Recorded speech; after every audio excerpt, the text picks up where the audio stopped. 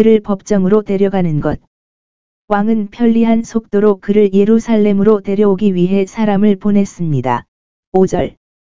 그리하여 그는 마길의 고통을 덜어주었고 아마도 그가 므비보셋을 위해 계획한 것에 대해 그에게 보상을 했을 것입니다.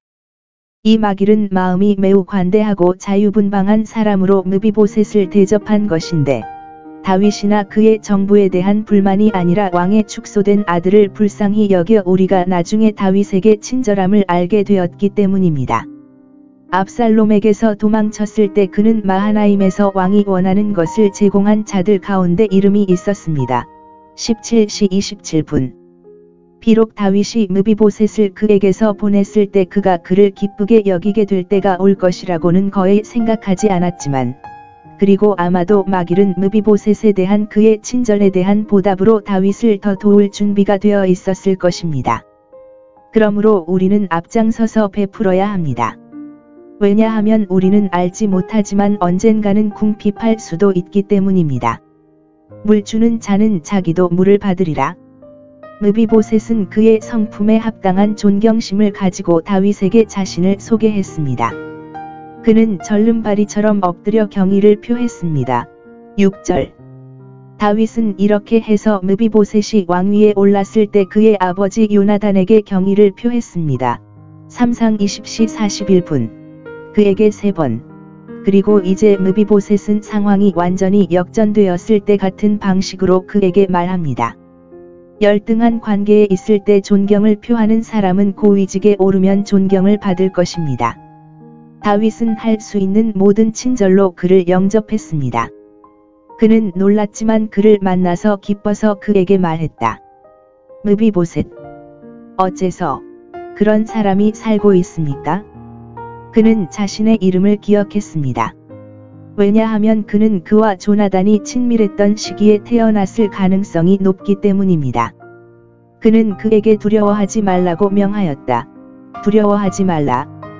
다윗을 보았을 때 혼란에 빠졌을 것입니다. 다윗이 그를 위해 보낸 것이 아니라 어떤 사람에게서 온 것이 아니라 그가 그에게 질투를 가졌거나 그에게 어떤 나쁜 의도도 없었지만 그에게 친절을 베풀기 위함이었습니다. 위인들은 열등한 자들의 소심한 접근을 기뻐해서는 안 되며 위대한 신은 그렇지 않기 때문에 그들을 격려해야 합니다.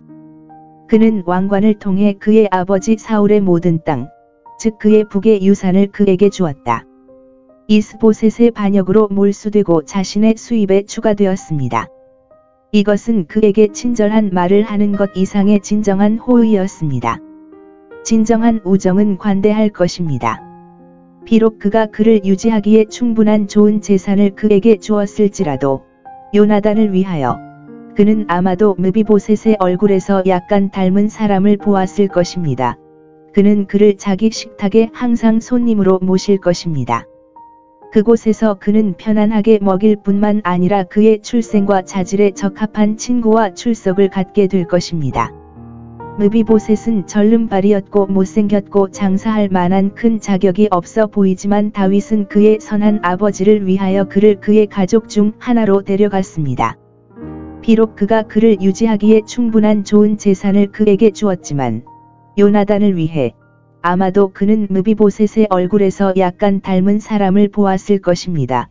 그는 그를 자신의 식탁에 항상 손님으로 모실 것입니다.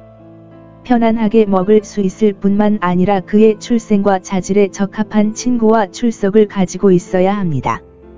므비보셋은 절름발이었고 못생겼고 장사할 만한 큰 자격이 없어 보이지만 다윗은 그의 선한 아버지를 위하여 그를 그의 가족 중 하나로 데려갔습니다. 비록 그가 그를 유지하기에 충분한 좋은 재산을 그에게 주었지만 요나단을 위해 아마도 그는 므비보셋의 얼굴에서 약간 닮은 사람을 보았을 것입니다. 그는 그를 자신의 식탁에 항상 손님으로 모실 것입니다.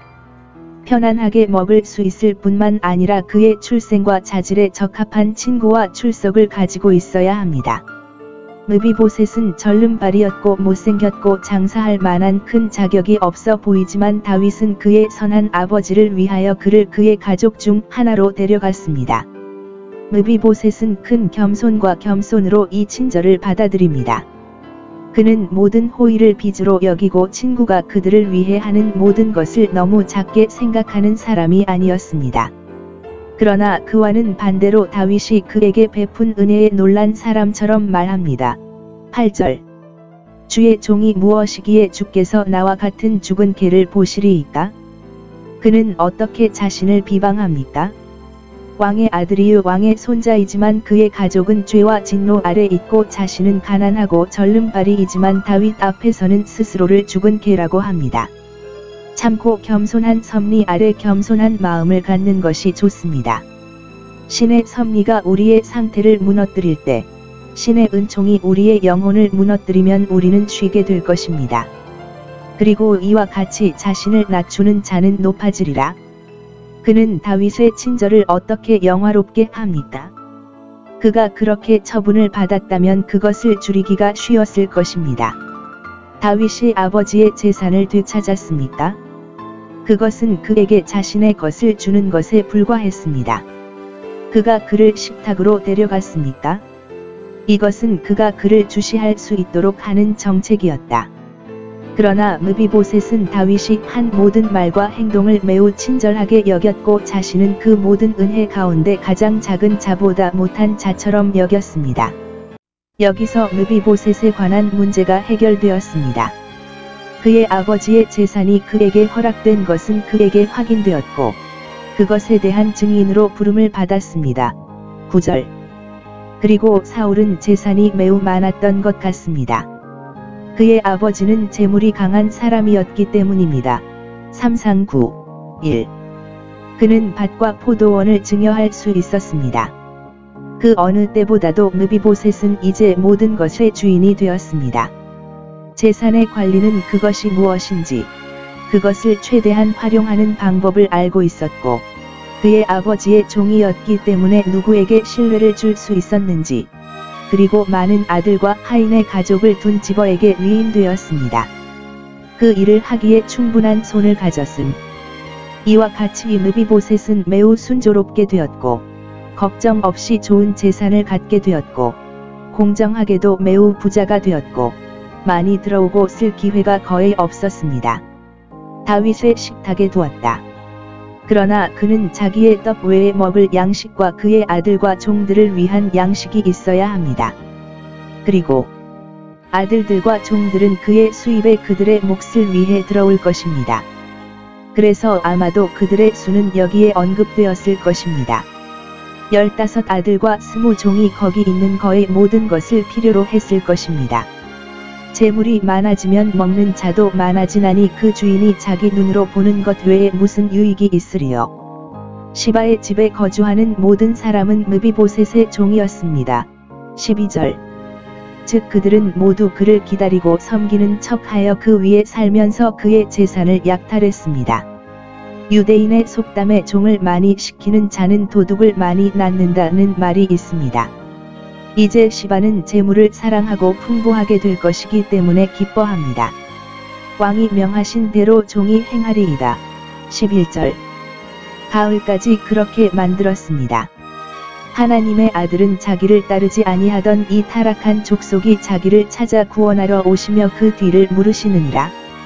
그 앞에서 스스로를 낮추고 그에게 헌신하는 자들에게는 상실된 기업을 회복시키시며 아담이 잃은 것보다 더 나은 낙원을 그들에게 허락하시고 그들을 자기와 교제하게 하시고 그들을 자기 자녀와 함께 자기 식탁에 올려놓고 하늘의 진미로 잔치를 베푼다. 주여 사람이 무엇이관대 주께서 이같이 그를 높이시나이까? 그들을 자기 자녀들과 함께 자기 식탁에 앉히고 하늘의 진미로 그들을 잔지하도다. 주여 사람이 무엇이관대 주께서 이같이 그를 높이시나이까? 그들을 자기 자녀들과 함께 자기 식탁에 앉히고 하늘의 진미로 그들을 잔지하도다. 주여 사람이 무엇이관대 주께서 이같이 그를 높이시나이까?